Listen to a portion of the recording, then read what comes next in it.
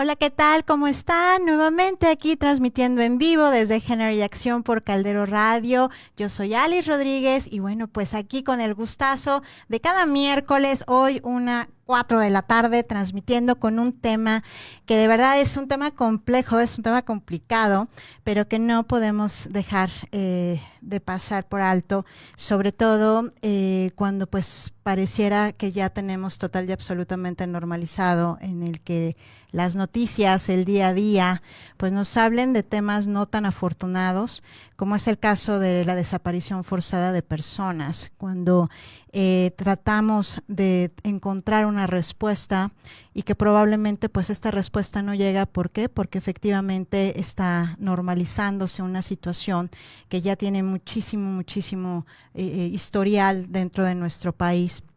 Y que bueno, pues el día de hoy quisimos traer aquí sobre la mesa, sobre todo cuando la desaparición forzada de personas y la perspectiva de género tampoco la podemos obviar, más allá del marco de la ley que así lo señala, pues también existe esta responsabilidad de que podamos también conocer más desde qué es este tipo de delito de desaparición forzada, por qué tenemos que hablar de ciertos agravantes, hablando de la perspectiva de género, precisamente hablando de mujeres, de niñas, de mujeres embarazadas, de adolescentes, de personas mayores, de personas con discapacidad. Y bueno, sobre todo, pues yo creo que darle una voz, voz a partir de las mismas familias, de las propias familias que están esperando una respuesta y particularmente pues que no formen parte de una estadística más, sino que esta estadística, estos números pues realmente tengan un nombre y un apellido. Ajá, que no son cosas que se pierden, que son personas. Y también desde el amparo de los derechos humanos pues poder hablar de este tema del día de hoy, desaparición forzada de personas y perspectiva de género. Muchísimas gracias a nuestra invitada, que es una súper especialista en la materia, es la maestra Silvia Celaya. Muchas gracias, Silvia. Y bueno, pues me voy a permitir leer un poco su semblanza, una breve semblanza. Es licenciada en Derecho con una maestría en Psicología Jurídica, una especialidad en Derecho Penal, una certificación en Investigación de Delitos de Desaparición Forzada.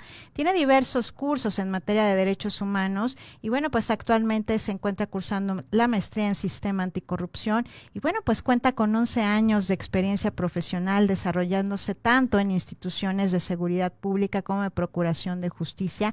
Y bueno, pues es una brevísima semblanza, pero pues nos queda clarísimo que tu experiencia literal en la práctica y la sensibilización de este tema, pues a todas luces, pues lo tienes, ¿no? Muchísimas gracias nuevamente por estar aquí, querida Silvia. Entonces, pues vamos a darle a este tema. Y bueno, pues vamos a empezar por el principio literal. ¿A qué nos referimos cuando hablamos de desaparición forzada? Mira, Alice, antes que nada, muchas gracias por la invitación y saludo a tu auditorio. Gracias. El tema de desaparición forzada, como tú nos comentabas, es un tema muy actual, desafortunadamente, en los últimos años. Se ha venido trabajando desde el Estado por ir zanjando ciertos recovecos que teníamos en legislación y cómo atender este delito, cómo atender a estas víctimas de este delito. Tenemos que en 2017 se genera la Ley General en materia de desaparición forzada, desaparición cometida por particulares y del Sistema Nacional de Búsqueda. Esta ley nos habla de dos figuras jurídicas que tenemos que diferenciar muy bien. En primer lugar, la desaparición forzada y otra, la cometida por particulares. ¿Qué es la desaparición forzada? La desaparición forzada comete este delito un servidor público o un particular que con apoyo, autorización o aquiescencia de un servidor público priva de la libertad en cualquier forma a una persona seguida de una negativa para poder, de la negativa de esta privación de la libertad, así como la omisión de dar información o proporcionar información respecto del paradero, suerte o destino de esta persona. Suena muy complejo, lo voy a pasar a palabras un poco más simples. Literal. Con peritas y manzanas, siempre los ejemplos nos vienen bien. La desaparición forzada la comete un servidor público o un ciudadano o cualquier persona que con autorización o apoyo de un servidor público privan de la libertad en distintas formas, distintas circunstancias, a otra persona. Y debe de haber esta negativa de decir, no, yo no hay esa desaparición, no desaparecía nadie. Así como negar, ocultar, trabajar en ocultar información para poder dar con el paradero o destino de esta persona. Eso es lo que vendría siendo desaparición forzada.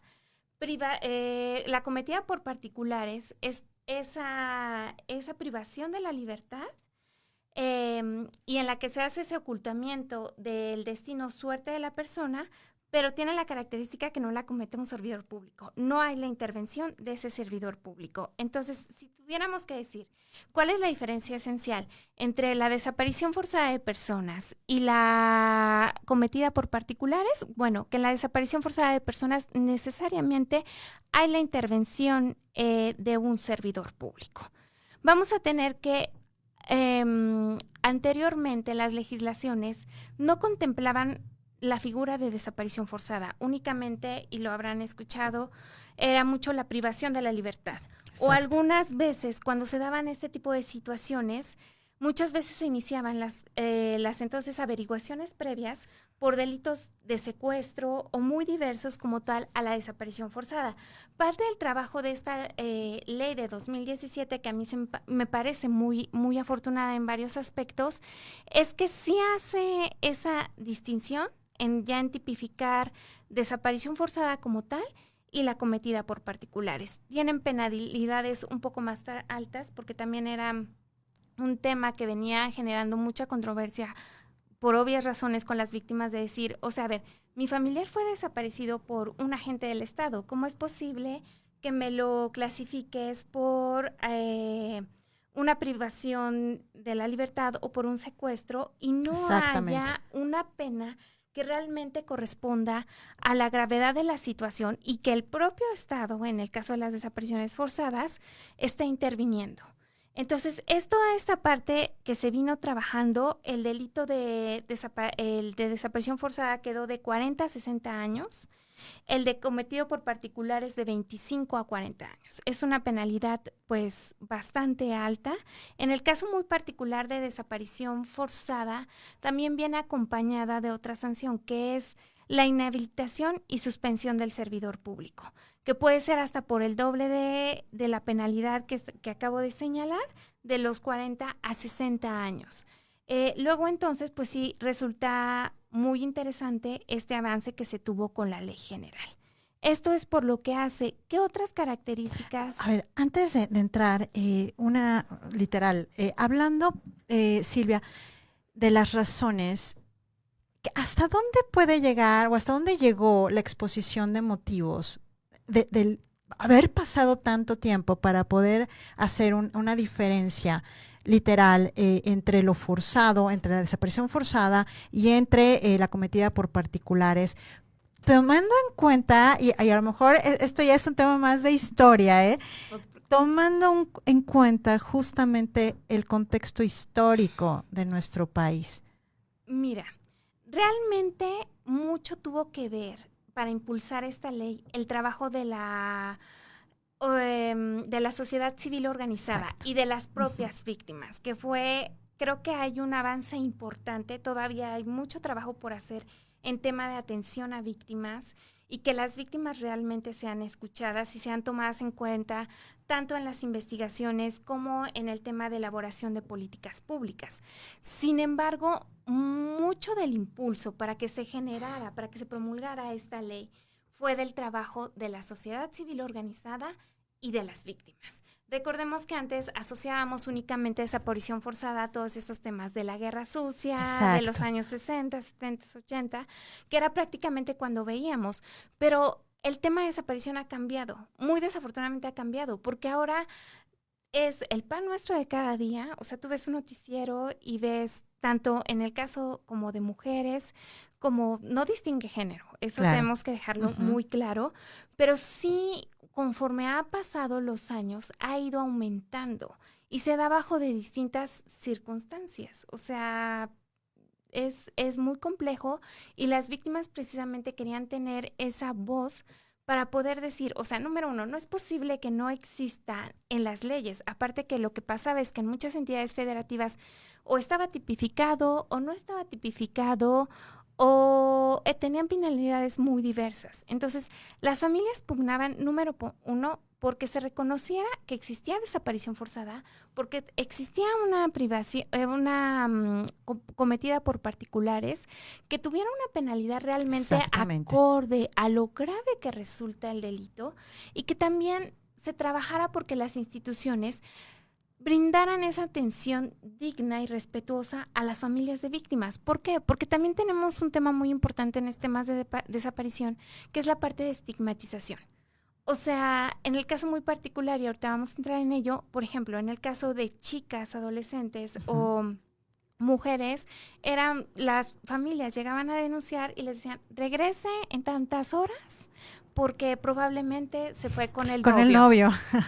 Entonces no le puedo abrir su investigación porque seguramente anda de fiesta o seguramente se fue con algún novio y regresa, señora.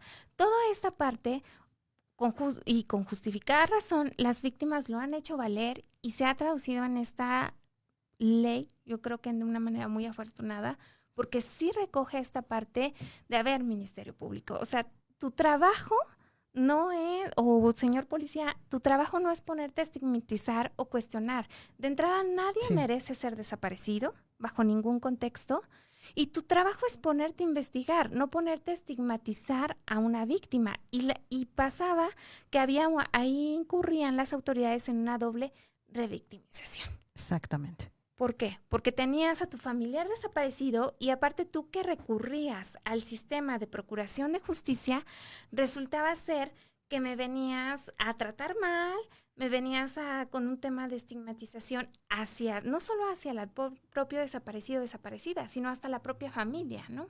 Porque también tenemos todo este tema que entra de delincuencia organizada y también muchas autoridades amedrentaban a los propios denunciantes, decir, es que si usted denuncia, seguramente algo le va a pasar.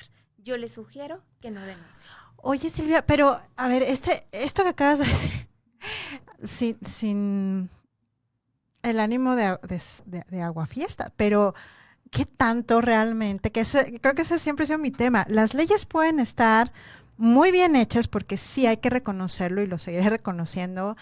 Gran parte de mi antecedente profesional ha sido esa elaboración de leyes.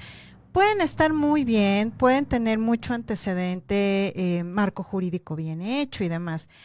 Pero esto que acabas de decir, a ver, ¿qué tanto realmente el marco jurídico puede evitar este tipo de prácticas cuando lo cierto es que estos estigmas y estas formas de conducta por parte del sector, aquí en este caso de la policía, por ponerlo en términos fáciles, eh, ¿qué tanto puede cambiar cuando todo eso se ha normalizado? O sea, ¿cuántas veces? Y yo lo digo desde la perspectiva de género, desde las mujeres víctimas de violencia de género que hasta la fecha, por un tema así, el presentarte y el ir a denunciar, pues sí, desafortunadamente sigue trayendo todavía arrastrándose esta cuestión del, pero te puede hacer algo. Y ahí empiezas a futurizar si me secuestra, si me desaparece, si realmente, pues el día de mañana ya soy parte de la estadística de feminicidio, ¿no? Entonces, a lo que acabas de decir de lo que antes es y ahora tal vez no, ¿qué tanto realmente podemos decir que en la práctica eso ya no pasa?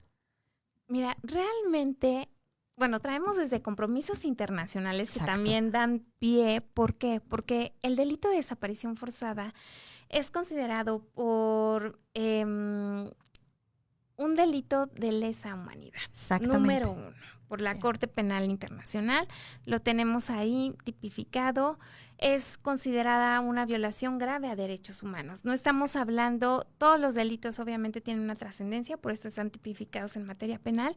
Sin embargo, el delito de desaparición forzada, al ser un delito que transgrede diversos derechos fundamentales de las personas y que están debidamente salvaguardados en normatividad internacional como nacional, los derechos fundamentales, se ha venido trabajando también en hacer realmente una revisión de qué nos está fallando como Estado. Exacto. ¿Por qué hemos llegado hasta este punto? Y mucho de lo que se dieron cuenta era que realmente los operadores del sistema de impartición, procuración de justicia, todavía les faltaba mayor capacitación para poder realizar el trabajo.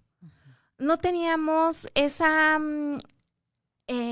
acuciosidad, si le podemos llamar, para poder atender a víctimas, que es un tema que también venimos arrastrando, de cómo debemos de tratar a una víctima, cuánto más cómo debemos de trabajar estos delitos. No es lo mismo investigar un feminicidio, un homicidio, claro, un robo y casos de desaparición, pero pareciera ser que para las instituciones era absolutamente lo mismo y no había distinción, sí, lo cual no era correcto. Entonces, parte de esta ley lo que plantea era que el personal, tanto policial, pericial, ministerial, impartidores de justicia, tenían que estar preparados y capacitados para poder atender este tipo de delitos. Incluso en el caso muy particular de la Fiscalía General de la República, y las fiscalías especializadas en materia de desaparición forzada en las entidades federativas tienen la obligación de tener una capacitación proporcionada por la institución y certificarse para poder investigar o incluso buscar, hacer las acciones de búsqueda de desaparecidos, lo cual es sumamente interesante. ¿Por qué?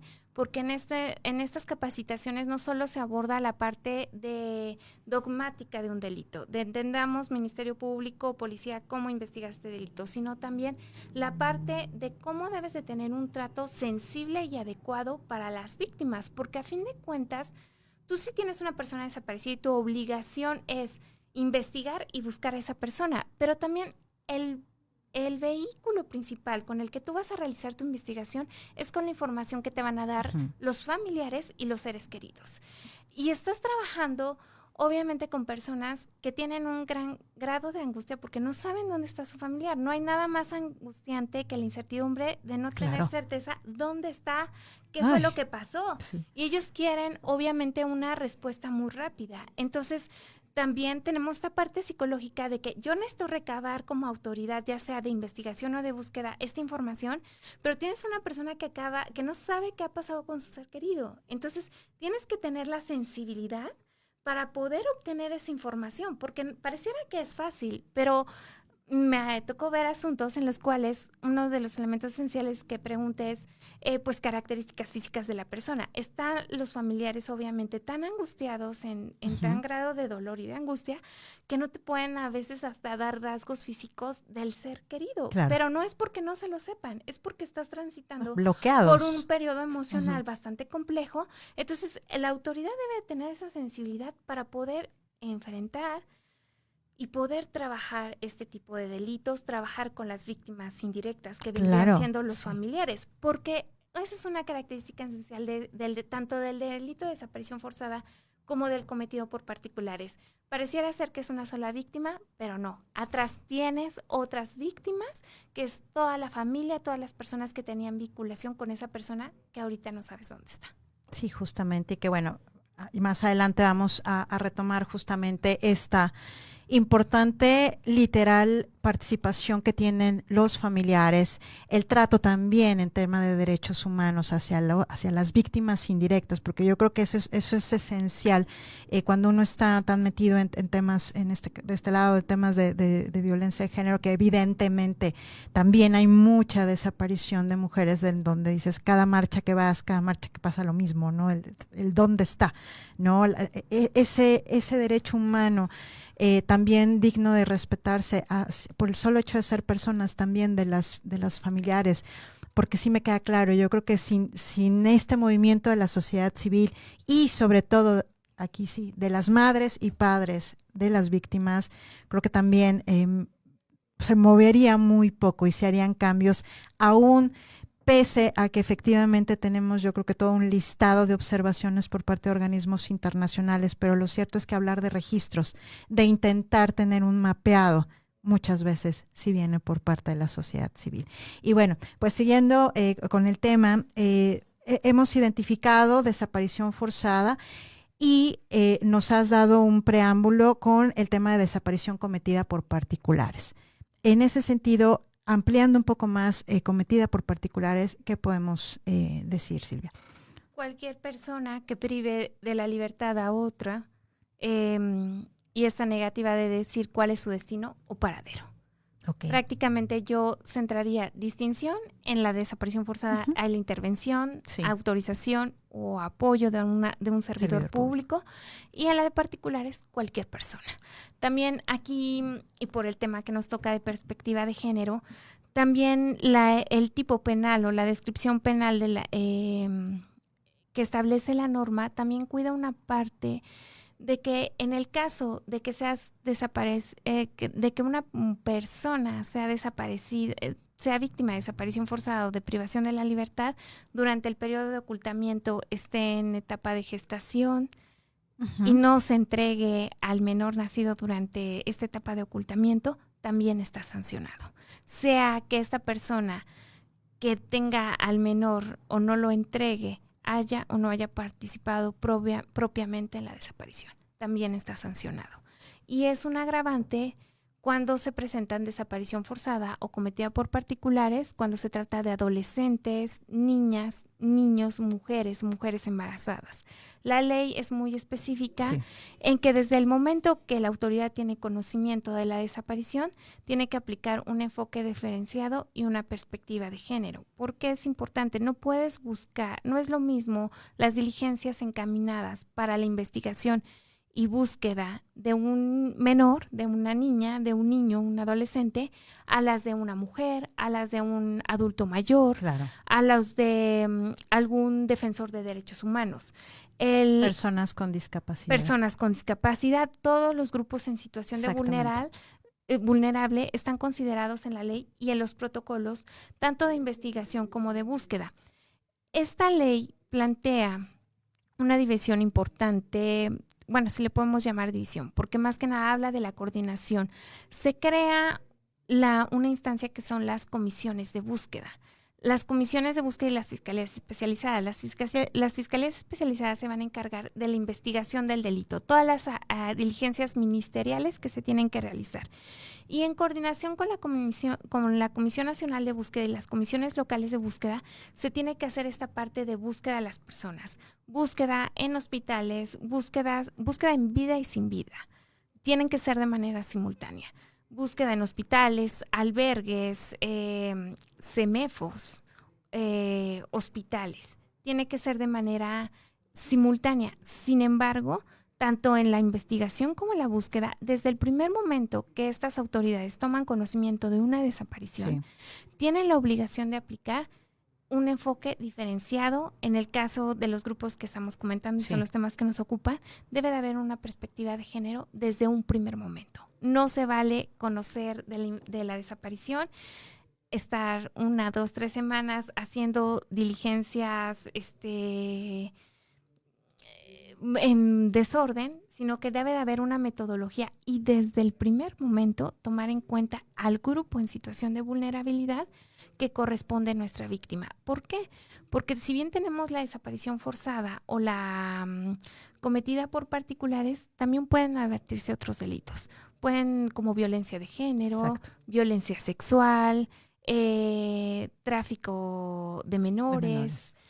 Pueden desprenderse muchos feminicidio, otros tipos penales diversos al que estamos atendiendo. Entonces, por eso es importante, y la ley y los protocolos, tanto de investigación y de búsqueda, son muy puntuales, que desde el primer momento de que se toma conocimiento, ya sea policía, ya sea la autoridad ministerial, tienen que hacer las diligencias con, en el caso de, adolescentes, niñas, niños, mujeres embarazadas, con perspectiva de género. Y aquí, particularmente, hablar de la perspectiva de género, ya nos indicaste de que, debe de haber una capacitación y una formación por parte de quienes, la parte de impartición y procuración de justicia. Realmente, desde ese momento en el que se presenta la denuncia, y a lo mejor esto es muy subjetivo, pero realmente lo advertimos así. O sea, realmente sí hay un conocimiento como tal, aun y cuando el Estado mexicano esté obligado a. Pero lo cierto es que, no sé, muchas veces en la práctica insisto, a lo mejor desde mi trinchera, a mí lo que me ha pasado literal, me ha pasado de haber remitido a una mujer junto con sus hijos se me fue el nombre, a un refugio en plena pandemia hace más o menos un año. Plena pandemia me refiero cuando todo estaba vuelto de cabeza y nadie sabía nada, ¿no? Y pues resulta que nunca llegó, ¿no? En el lapso que teníamos el protocolo de actuación implementado y pues no llega, ¿no? Evidentemente se activa el protocolo desde mi trinchera con la persona que tenía mi contacto, etcétera, etcétera. Y pues duró desaparecida, por así llamarlo, no sé, alrededor de 12 horas, más o menos. Si yo le llamo a un 911, literal, diciendo, no aparece, esto fue lo que pasó y demás, la respuesta en automático es, pues lo más que podemos hacer es mandar una patrulla. Pero hasta ahí, o sea, ya no hubo más y yo de verdad, es en serio. O sea, primero tengo que saber si está ahí adentro. Yo no sé si la secuestró, yo no sé si está bien, o sea, no sé nada, ¿no? Entonces, eso a mí, créeme que me dejó más que marcada y ahora menos me bajo de lo que hago. Y fue una angustia espantosa, espantosa. Como psicóloga, como abogada, fue, híjole, qué cosa tan fea, porque nunca me había pasado. Y la verdad es que al final, después de 20 llamadas al 911, nadie hizo absolutamente nada.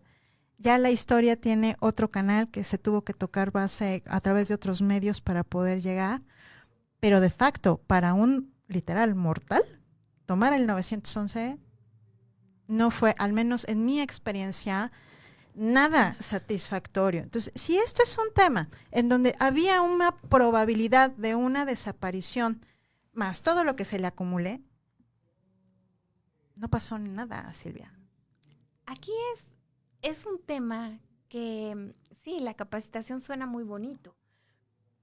Es muy ambiciosa, sí, porque como tú lo dices, a lo mejor ya se ha trabajado por capacitar a las fiscalías especializadas, por la Comisión Nacional de Búsqueda y las comisiones locales de búsqueda, por pues los primeros respondientes, que son los elementos de policía, pero es tan amplio el aparato de seguridad y de procuración de justicia y a veces tan especializado que nos olvidamos, por ejemplo, de los operadores del 911, Exactamente. ¿no? Porque la capacitación a lo mejor sí llegó a la Fiscalía General, sí llegó a las fiscalías especializadas, sí llegó a la Comisión Nacional, a las comisiones locales, a la Guardia Nacional, a lo mejor a la Secretaría de Seguridad Pública de la Ciudad de México, no sé. Pero todavía es más amplio el aparato de seguridad pública, es más amplio el aparato de procuración. Todavía es un tema que se tiene que seguir trabajando. Ha habido avances, sí, no lo suficiente, sobre todo si le preguntas a una víctima de estos delitos, te va a decir que todavía hay mucho trabajo por hacer, que no se está haciendo lo que tendría que hacerse, pero todavía tenemos que ir abonando esa parte, porque como tú lo refieres, a lo mejor si decimos, bueno, el fiscal especializado ya tiene la capacitación adecuada, pero a lo mejor el ciudadano se va a dirigir al 911, se va a dirigir al módulo de seguridad pública que está a 2 calles de casa, y a lo mejor todavía ese elemento no ha recibido esa capacitación o no sabe realmente qué es lo que hay que hacer. Todavía considero que sí queda mucho trabajo por hacer. De entrada, no solo el tema de ya cómo solucionamos o cómo resolvemos este problema, sino de prevenirlo, que también es una parte que casi nadie toca, ¿no? O sea, sí, ya solucionamos que tenemos tantos desaparecidos y vemos cómo los buscamos, generamos protocolos, generamos leyes, generamos más fiscalías, más comisiones.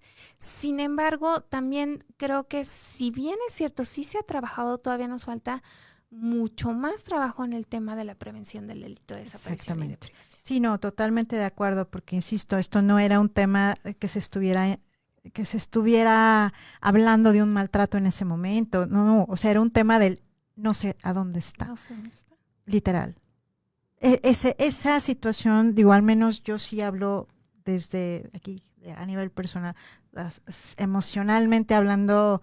Ay, o sea, y eso que es una cuestión de tú eres la psicóloga, pero no eres el familiar. Ahora, si nos ponemos de manera empática El en los familiar. familiares, Dios, no, Y ahora cuando esta angustia no solo dura un día, no solo dura dos, hay situaciones muy desafortunadas en las que pueden durar años. exactamente. Entonces, obviamente las víctimas, pues, aparte del dolor y de seguir su proceso para poder manejar, porque recordemos, o sea, a fin de cuentas no era a lo mejor el esposo, la pareja, el hijo, la hija.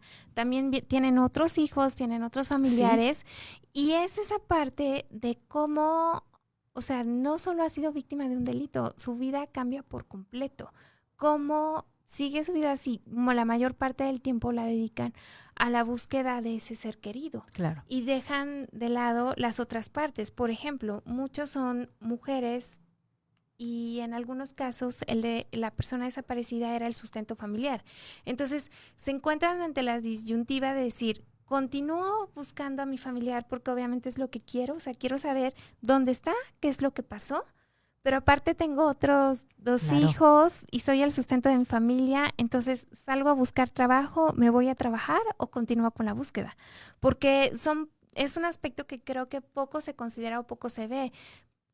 A veces hay mucho cuestionamiento hacia, es que la víctima es muy intransigente. Bueno, pues tiene que serlo, porque lo que pasó no es sencillo.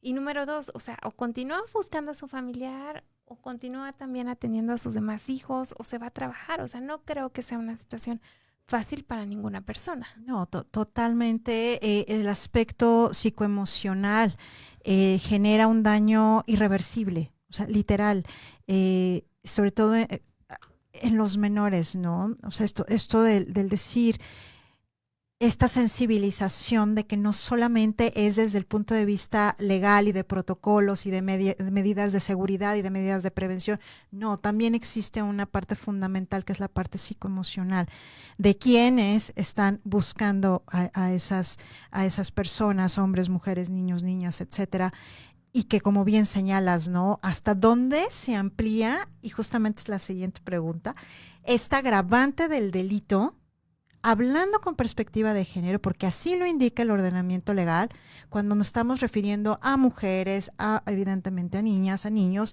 a personas con situación de vulnerabilidad, adolescentes. ¿Por qué hablar justamente que es un agravante en términos de lo que se haya considerado a partir, no sé si del espíritu del legislador, si de los protocolos a nivel internacional, de las observaciones? ¿Por qué hablar justamente de esta perspectiva como agravante?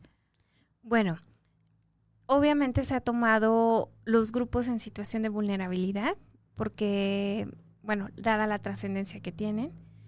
Y bueno, se ha buscado que precisamente la pena sea correspondiente a la gravedad o la magnitud del ilícito.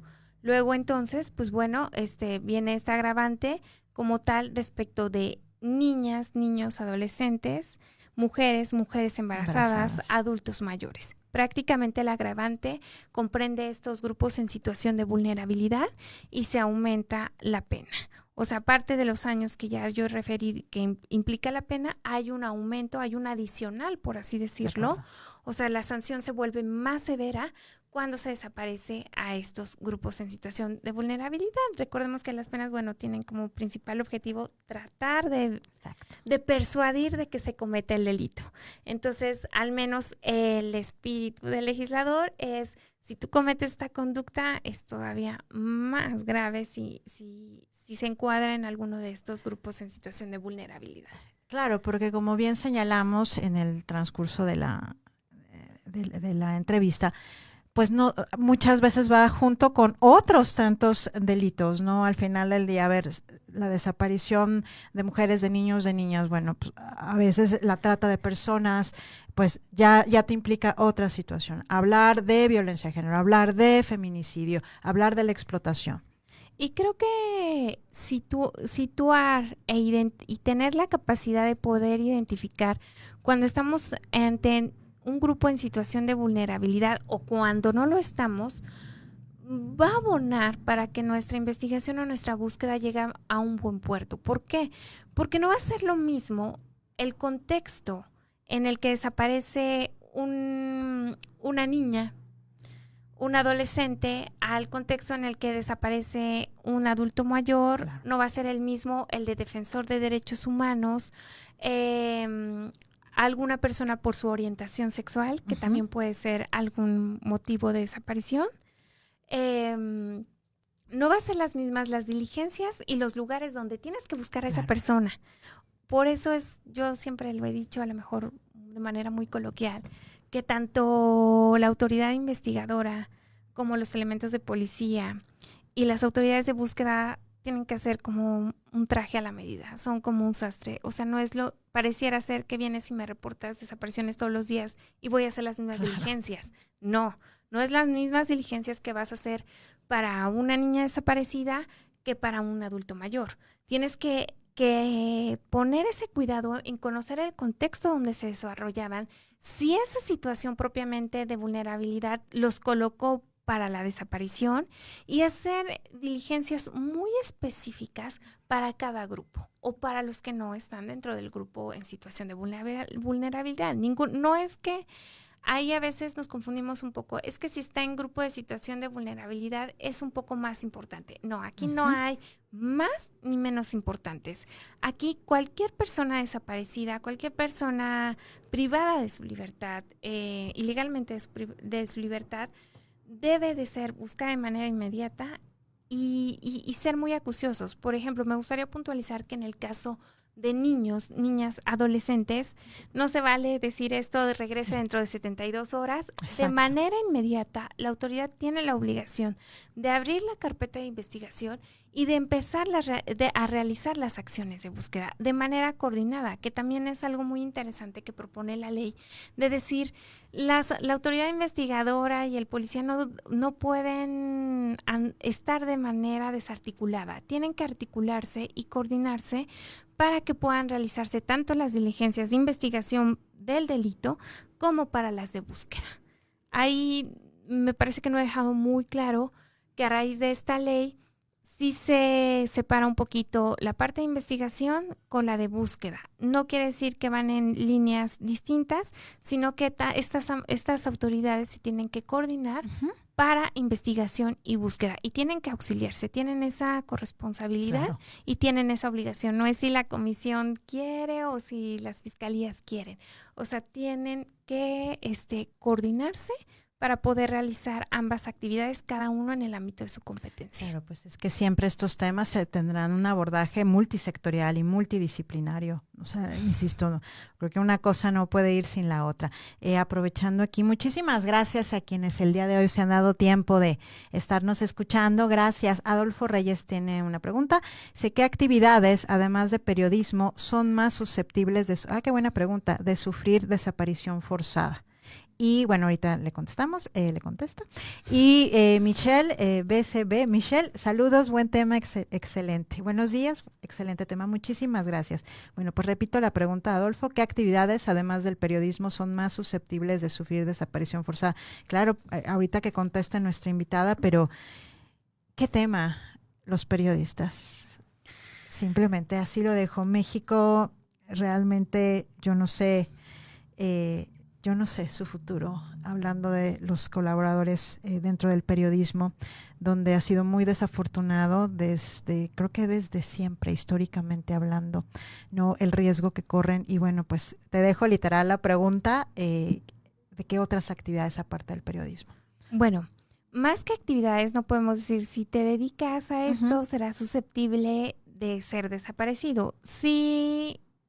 Por ejemplo, en el caso en que están vinculados delincuencia organizada, sí se tenían como hay un puntero de decir ingenieros, médicos estaban siendo susceptibles de ser desaparecidos, pero no podemos estigmatizar o reglamentar de decir, si tú te dedicas a esta actividad, seguramente serás desaparecido. Los grupos en situación de vulnerabilidad o los que están comprendidos dentro de estos grupos, bueno, son personal que pertenece a instituciones de seguridad pública, periodistas, defensores de derechos humanos, activistas, niñas, niños adolescentes, mujeres, adultos mayores, prácticamente esto, o alguna persona por su identidad o orientación sexual. Exacto. También entran dentro del grupo en situación de vulnerabilidad. Pero si alguien me dijera quién es susceptible de ser desaparecido, cualquier persona, desafortunadamente, puede encontrarse en esta situación. No hay una regla, no hay una profesión, no hay una edad propiamente, no hay un género propiamente para ser o no ser desaparecido. Es algo que desafortunadamente cualquier persona puede vivir. Sí, totalmente. Y esto es cualquier persona. Sin embargo, en algún momento empecé a hacer un tipo de investigación, cuestión académica, hablando de desaparición, cuestiones de migración. Y vale, o sea, el nudo en la garganta persiste todavía.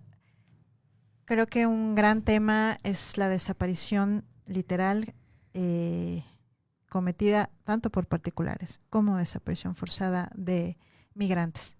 Y migrantes particularmente me refiero que vienen de abajo, que vienen del sur, que vienen de nuestros países vecinos, particularmente centroamericanos, en donde lo tristísimo justamente es la desaparición viene muy acompañada de derechos humanos, de la violación a los derechos humanos, porque realmente no vales como persona.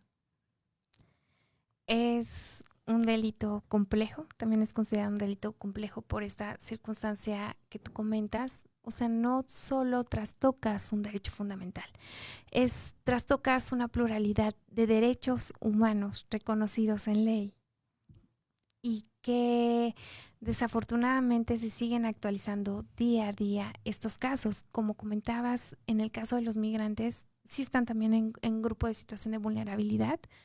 Y tenemos casos también muy desafortunados y muy puntuales que podemos ver en medios de comunicación como San Fernando y Tamaulipas en específico, por mencionar algunos. También, y es complejo porque a veces los familiares saben que salen de estos países suramericanos, pero no tienen una ubicación específica.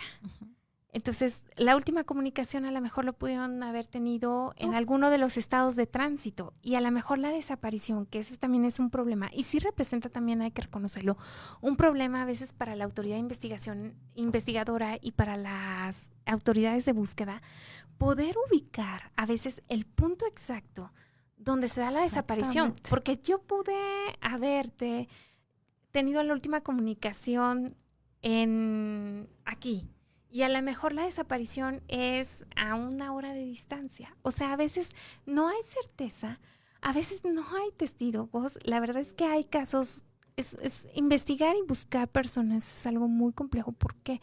Porque sí, hay veces que no hay testigos, hay veces que no hay precisión de la información para poder la búsqueda. Y al llegarse de ellos cuesta bastante trabajo, digo, para eso están preparadas las autoridades. Sin embargo, sí es un factor.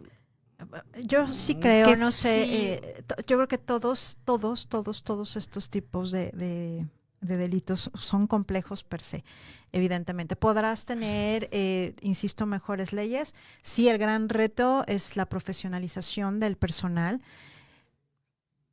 pero esta estrategia, sí, literal, de la búsqueda, digo, a mí en lo particular, en el caso de migrantes, creo que es de lo peor que puede haber, porque normalmente existe la migración política, la migración de hondureños, la migración de nicaragüenses, la migración de salvadoreños, justamente desde el entorno geopolítico. ¿Por qué? Pues porque hay bandas, ¿por qué? Pues porque hay misma violencia, que eso hace que si te quedas te van a desaparecer o te van a matar.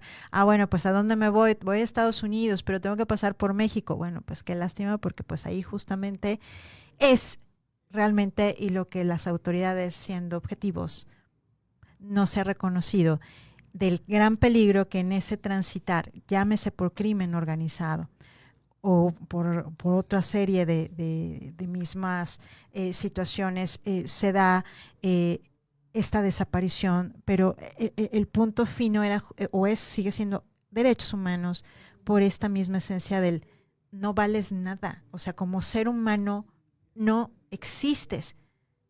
¿Qué papeles vas a traer? No. Entonces, este punto a mí en lo particular creo que es uno de los que más me causa ahí tema y creo que es de los más invisibilizados. Si hablas de mujeres, pues es una realidad. No, o sea, es muy desafortunado y cada vez es más y cada vez más y cada vez hay más redes y bueno, yo sí creo llega un momento en el que pareciera que ya es normalizado, ¿no? Totalmente de cuántas al día, ¿no? ¿Es en serio?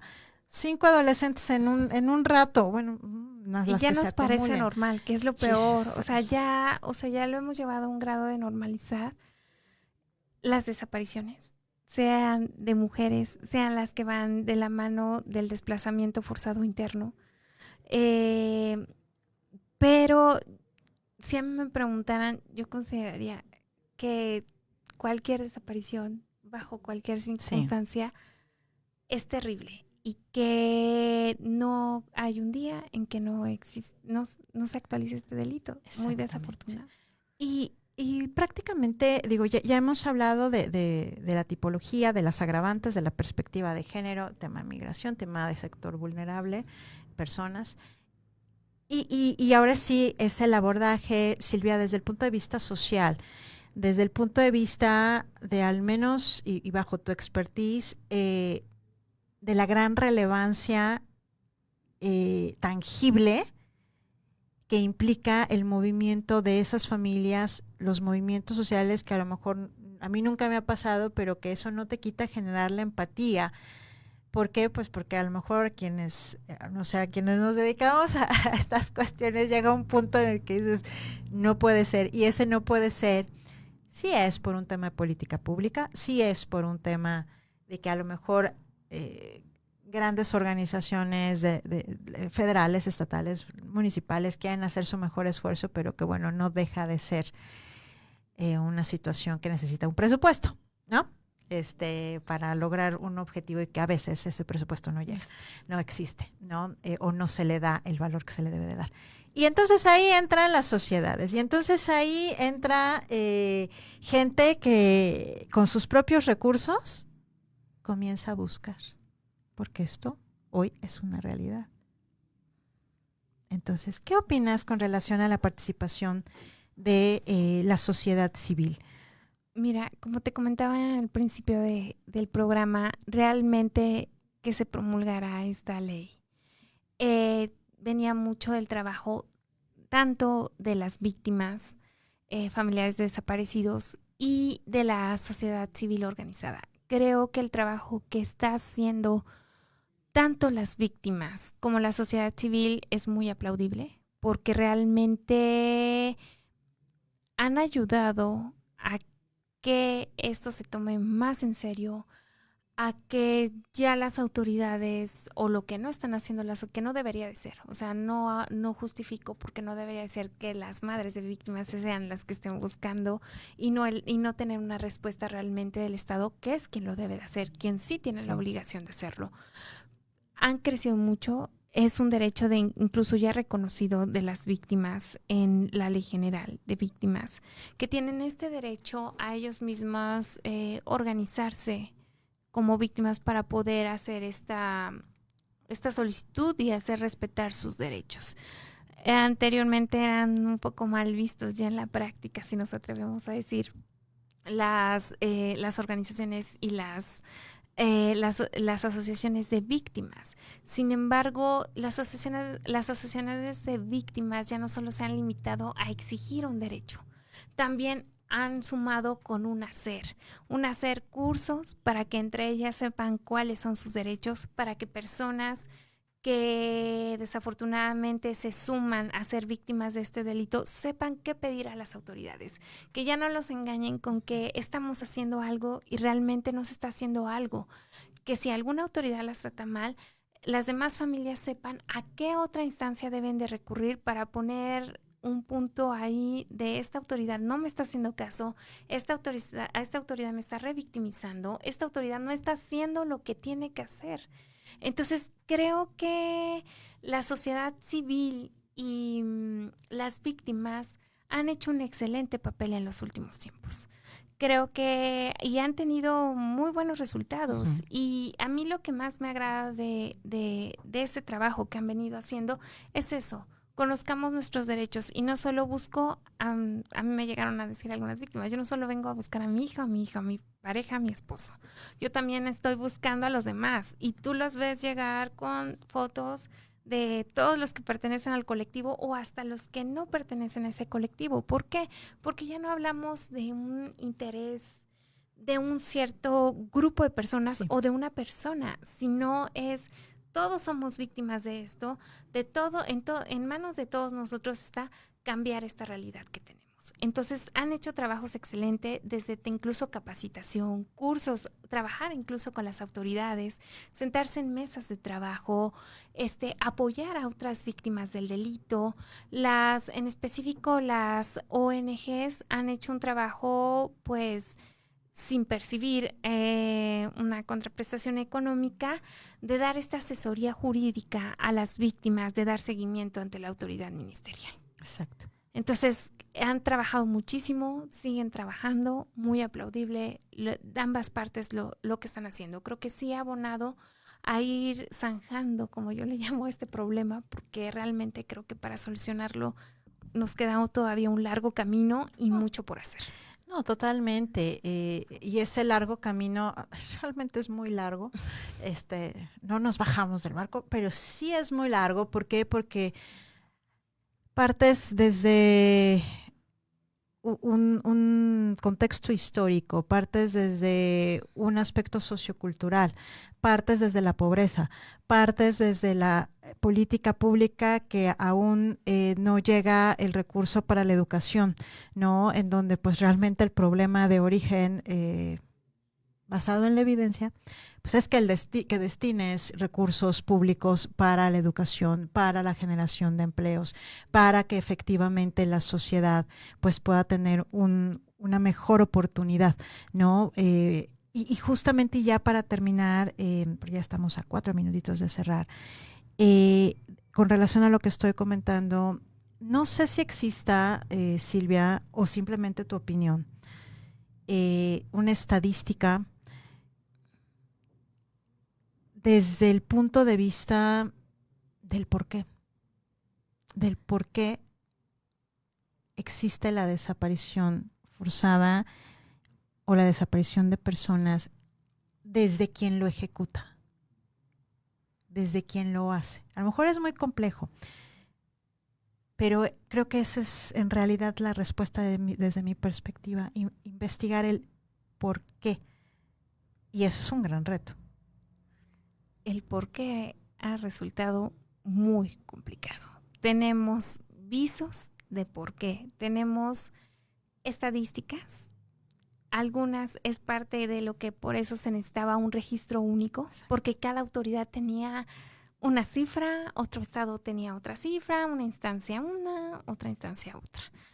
En temas de estadística hay algunas, las más serias, pues si pudiéramos decir serias, son las de los organismos internacionales, del comité que viene de la ONU a hacernos aquí revisión y de los informes sombra que entregan las organizaciones no gubernamentales prácticamente. Pero el por qué, no. Sí hay estadísticas de quiénes son los probables responsables, pero considerando que realmente no tenemos vinculaciones a proceso ni ejercicios de la acción penal, o sea, no tenemos a probables responsables, no podemos con certeza decir, en este caso era delincuencia organizada, en este caso no.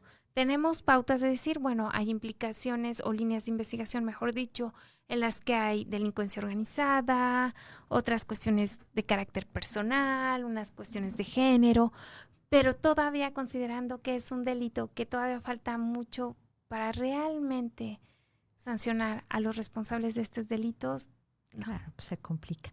Bueno, pues gran tema, de verdad me ha encantado charlar contigo de este tema. Creo que logramos el objetivo de no hacerlo tan técnico.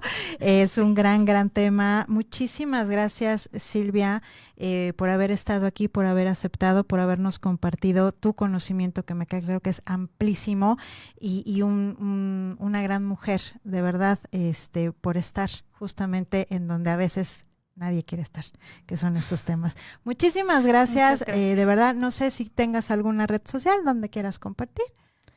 No, realmente perfecto, no, pero... excelente. No te preocupes, pues muchísimas gracias nuevamente a Alice Rodríguez desde Género y Acción por Caldero Radio. Como cada miércoles, 1:00 p.m, nos vemos siguiente semana con un tema súper interesante, también con una gran invitada, compañera mía aquí de Caldero Radio. Muchísimas gracias, nos vemos próximo miércoles, 1:00 p.m. Me pueden encontrar @Alice Resilio, @Resilio C de Resilio Consultores, abogada y psicóloga clínica en asuntos de género. Muchísimas gracias, nos vemos siguiente semana. Adolfo Reyes, muy bien, muchas gracias, abogado. Gracias. Gracias a ti, gracias a tu audiencia. Nos vemos siguiente miércoles.